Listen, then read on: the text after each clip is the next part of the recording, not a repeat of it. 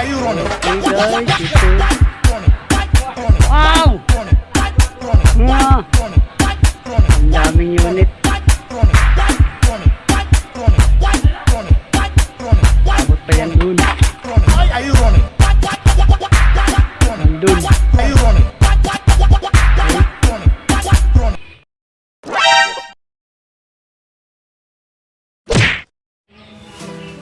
Hello guys, good morning. May kunting i-share lang ako sa inyo sa na-experience ko dito sa ating engine 4HL 4HL1. Ito. Yan. Ang na-experience ko dito, itong umiinit itong kanyang fuel line. Ito.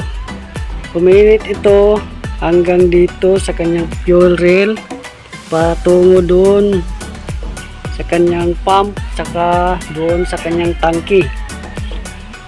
So ang na-experience ko dito, ang na-experience ko na sira is ang kanyang fuel rail pressure sensor. Ito yun. Dahil pinalitan na lahat, pinalitan na siya lahat, tapos ganun pa rin, mainit. So ito na pinalitan ko, biglang nawala ang init. So naging normal siya agad. So ito ang aming na-experience na sira. Fuel rail sensor, fuel rail pressure sensor. So at ito ding kanyang PCB valve. Saan ba? Hindi ko nakita. Yun. Ito. Ang na-experience ko dito habang tumatakbo ang sasakyan, lalo mainit na ang kanyang makina, ay bibigla itong namamatay siya bigla. Tapos pag i-start mo siya, aandar siya uli. So ito ang experience namin na sira. Pinalitan namin ito at saka tumatakbo na, nagbiyahe na, good na ang kanyang performance. So ito ang aming na-experience na sira.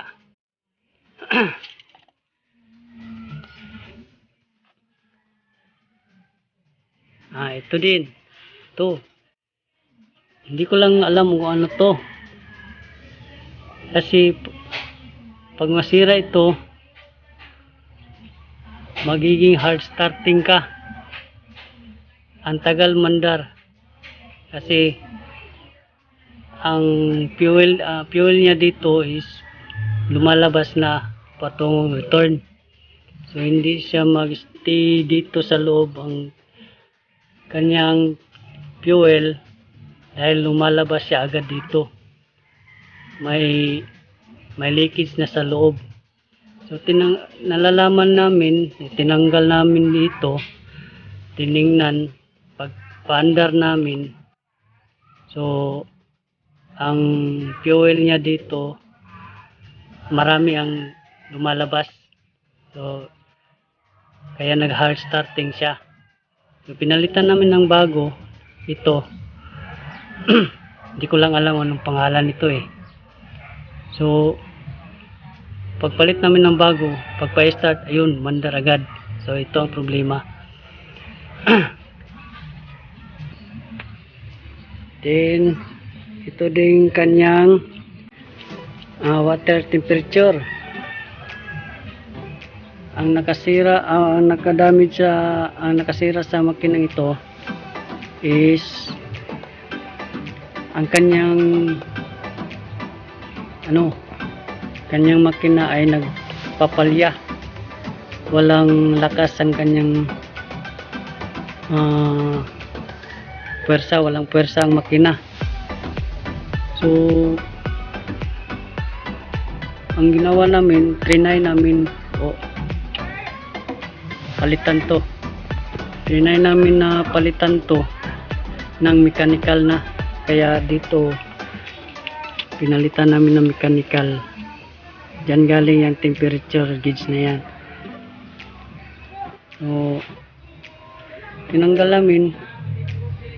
So nagiging okay naman kanyang under na makina, persado na.